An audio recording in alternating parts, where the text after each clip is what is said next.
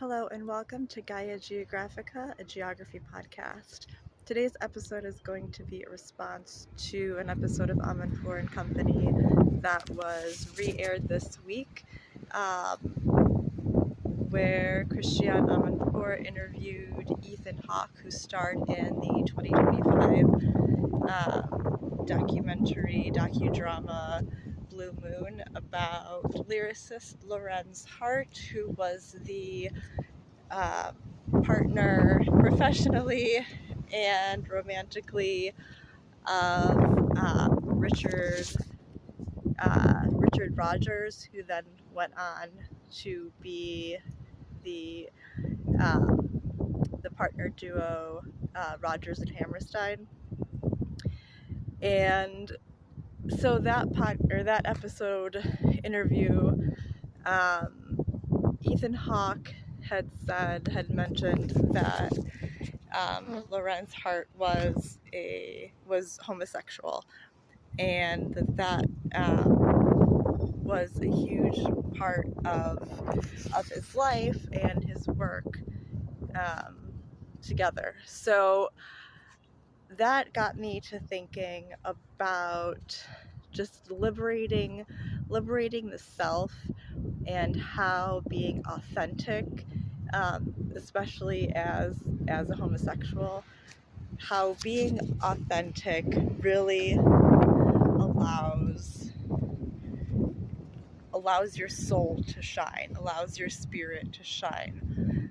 And what I wanted to talk about was how that has played out for me. I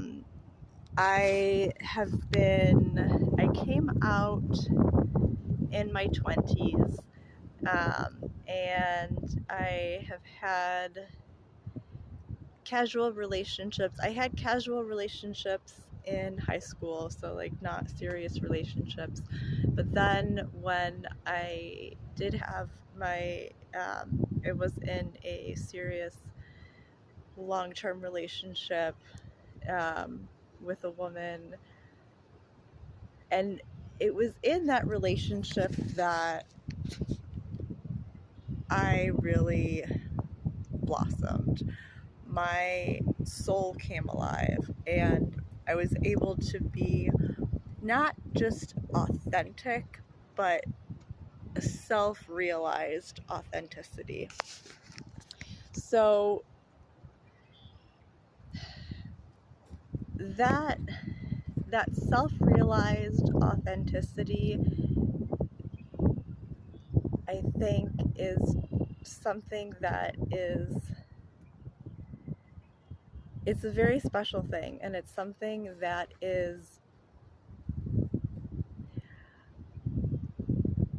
it happens. I mean, and we see this in geography, when we study and we talk about gentrification. One of the categories of gentrification demography is the creative class. And who are the creative class? The gays, lesbians, artists. Like, who comprise of a lot of artists? Gays and lesbians. So the homosexual demographic makes up a lot of the artists, and creates a lot of the fabulous works that we all know and love, even if we're not necessarily aware that it was created by the creative class. So it's that realization and that authenticity is what brings all of the artistry to life, and it puts the colors in the rainbow. And I think there's something about that in my own life,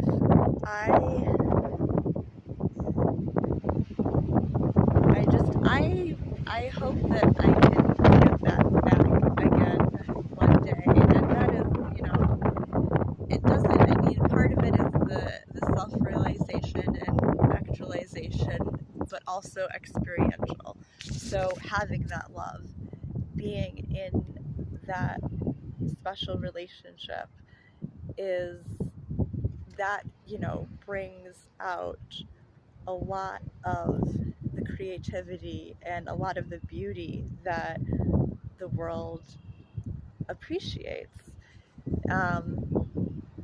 And I wanted to take a moment to highlight that, to call attention to that, and to really, you know, take note of how much this is downplayed and overlooked and glossed over, even today, even in 2026. It's talked about exponentially more so than it had been, right? We don't have the subtext in the numbers that we used to have it.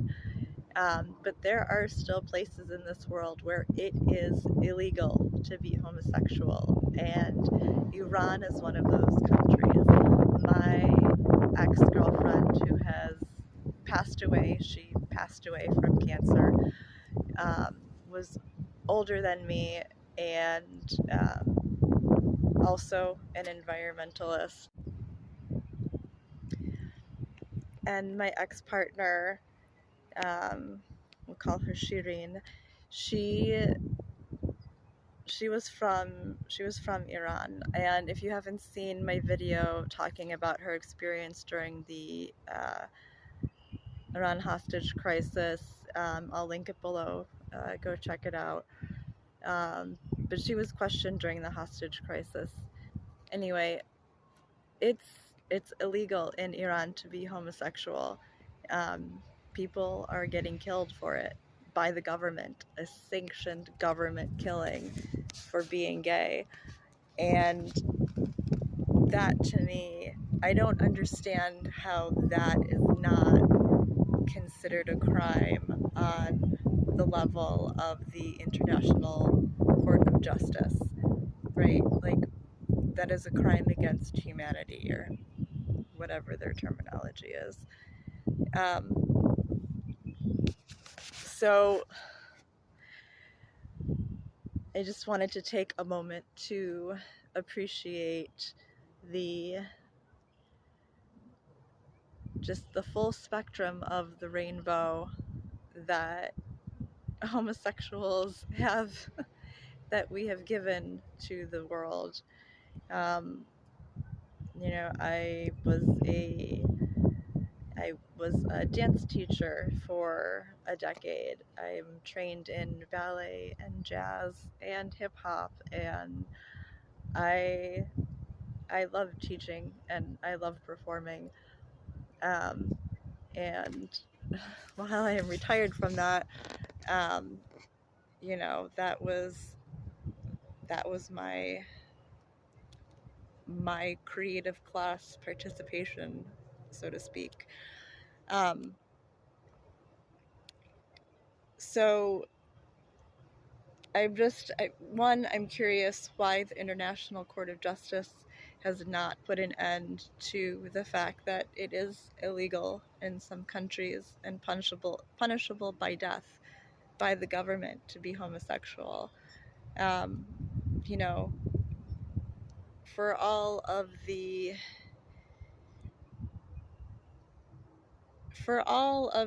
commotion that's going on with war crimes, and I mean, war is war.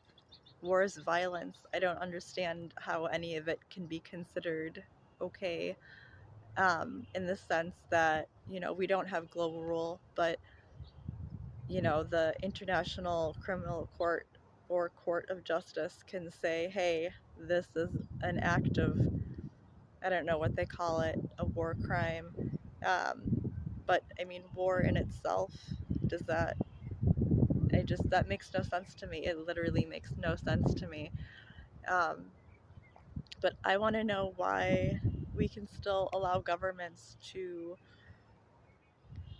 kill people for being gay. Yeah, so that is my take on, or my interpretation, or my No, let's cut that out. So that is my commentary on um,